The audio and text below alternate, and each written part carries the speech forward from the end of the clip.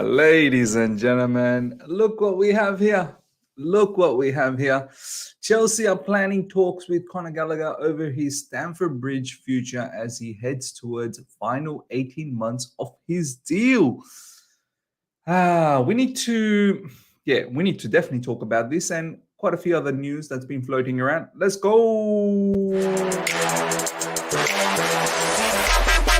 All right. Here we go, back again on the other side of the coin.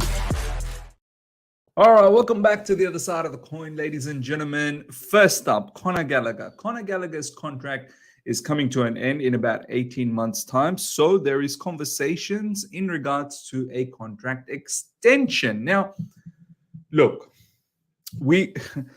I don't know what's happening. We need to break this down. Right? We need to definitely break this down. First up, Conor Gallagher, as a person, as a young player, as a Chelsea graduate, I mean, he's Chelsea through and through. He's proper Chelsea. There is no doubt about that. I definitely do not doubt him being committed to the Chelsea's cause. I fully believe he trusts and understands the project that is in hand, and he wants to help out. I fully understand that. So that's that in regards to his personality. Him as a player, look, I'm not going to deny the last game against Fulham is exactly what I want to see from him every single week, because I feel like Conor Gallagher has certain deficiencies, and those deficiencies are not going to be overtaken by some of the qualities that he has off the ball, right? I need certain qualities in midfield, and most times Conor Gallagher doesn't showcase that. However, the last game against Fulham, he did show that. This is why I need him to show me that consistently. Because if he doesn't, we need better in midfield. In order to be successful, in order to have, to go up the ranks again and go back to where we once belonged, in the top echelons of the Premier League football and in Europe, we need to have a solid midfield, right? So that's in regards to his skill set. Now, let's paint the picture. Not that long ago, Conor Gallagher was being sold by the board. Now, was Maurizio Pochettino involved on that matter at all? I don't know, because Maurizio Pochettino in recent times has been coming out and saying that he doesn't know what's going on. He didn't know anything about Cucurella's situation. He said that he wants to be more involved in future transfer dealings. He will be more involved in future transfer dealings. But then we hear that he never wanted Joao Felix, he never wanted Vlahovic, this, that, the other. So I'm not really sure what's true, what's not. But what is definitely a fact is we were looking to sell him not that long ago, and now we're looking to give him a contract extension. I say, let's chill for a bit. Let's hold tight.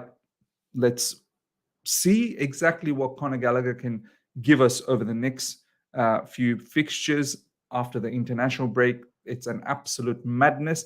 I want him to replicate what he did against Fulham on a regular basis before I start thinking about handing out a contract extension. Now, I get it. A contract extension secures his value, because once you give him a contract extension, you've now locked him on for a longer period of time. And if other clubs want him, they're going to have to pay a premium.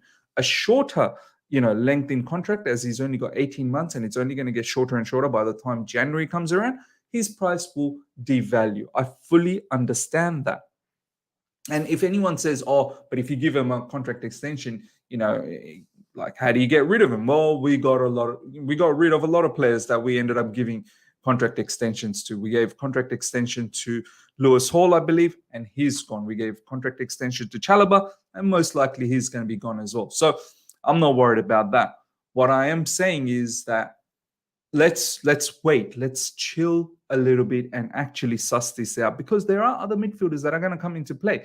Romeo Lavia, what's going to happen once he comes into the situation of things? Once he starts featuring, what's going to happen then? Do you know what I mean? Don't forget Andre Santos, who we're going to touch on, is in Nottingham Forest. He's got a massive high ceiling. Cesare Caicedo, what's going to happen with him? Leslie Ugochukwu. So all of these players, we need to understand what is the future for all of them at Chelsea Football Club. So before we start handing out these contract extensions, let's chill. That's my personal take on Conor Gallagher. honestly, some of you guys, I can just picture it in the comment section. Oh, he hates. No, there is no hate. There is no hate. I think there is value in Conor Gallagher. It's just I'm a bit weary.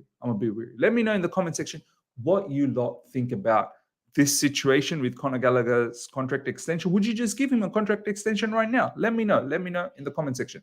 Next up, it's in regards to Andre Santos. Steve Cooper has spoken to Chelsea about Andre Santos and says the midfielder will get his opportunity at Nottingham Forest. So you would have seen my last video, which was in regards to Chelsea Loan Watch, the main ones for the time being that's being talked about.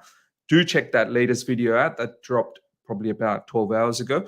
Make sure you check that out, where I spoke a lot in regards to Andre Santos. So off the back of that news that dropped more than 12 hours ago, seems like Steve Cooper, there must have been some sort of conversation that might have taken place between Chelsea and Nottingham Forest, and he might be a little bit under pressure to utilize him. Andre, I mean, look, to be honest, Steve Cooper, it's not like Andre Santos, if you use him, you're going to be disadvantaged. Andre Santos is a very, very good player, but I want a manager to use him in a confident manner, not in a reluctant manner. So, look, I don't like this particular loan move one bit to Nottingham Forest. Nottingham Forest is just not that club that is in a stage of their lifespan at the moment in the Premier League to develop young players. They're looking to secure and cement a position in the Premier League so they don't get relegated ever again, right?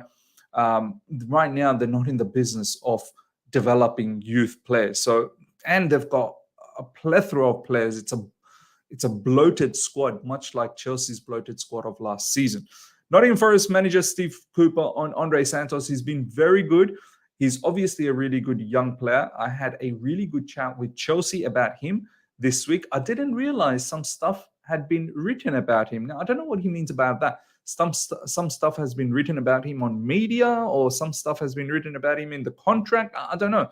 Did he not know about some of the clause? Apparently, if Andre Santos doesn't get utilized by Nottingham Forest, there will be some monetary penalty that Nottingham Forest will have to provide to Chelsea Football Club if Andre Santos is fit. If he's fit and he's not being used, apparently there is some monetary penalty. There's a lot of new players here, and we're really trying to get the balance right in integrating all the players at the right time while trying to perform as best we can in every single game to get the results we want. That's a real process. With young players, sometimes it can take longer than others to settle in. I'm not saying he's not. It's just circumstantial at the moment in some of the games. Yeah, look, this is what I said. It probably is circumstantial. I don't think he's got anything against Andre Santos. It's just he's looking to survive. He's looking to pick up 3 points, and he's not in the business of looking after player development for a player that's not even his. It's a Chelsea player.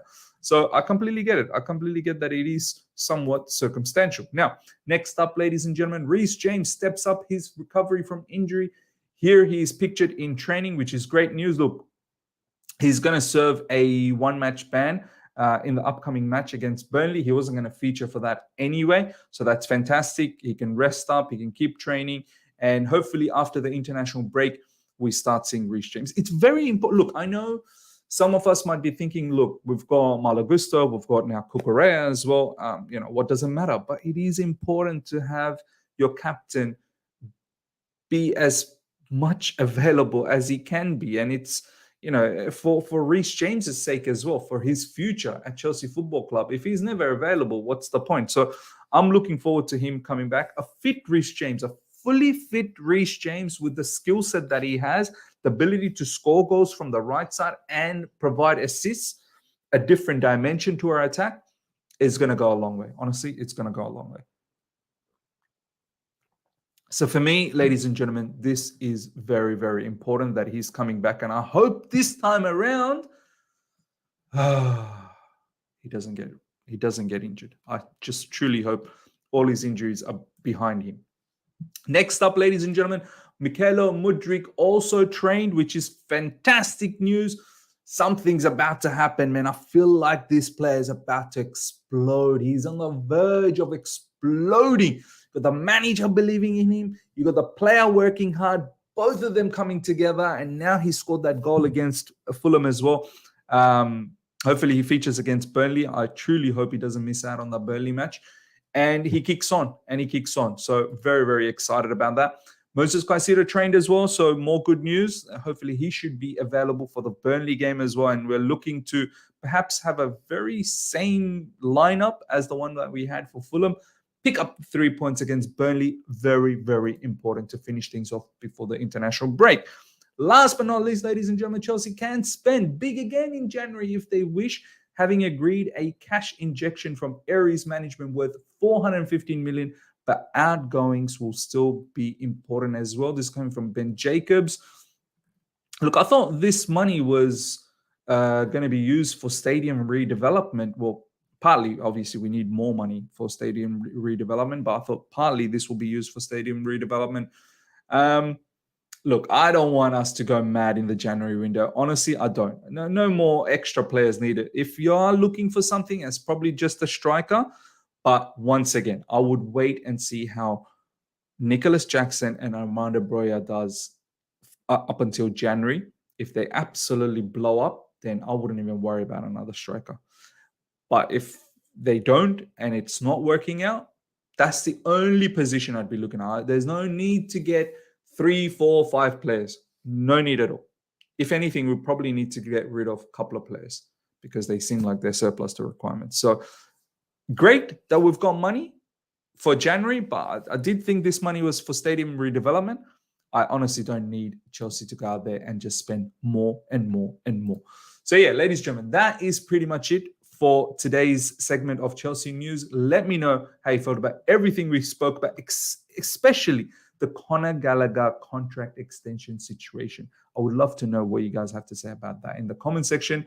Smash the like button if you've enjoyed this. If you're here for the first time, subscribe. Hit the bell notification to keep in touch with all my content, and make sure you subscribe to the second channel as well. Till next time, take care. See ya.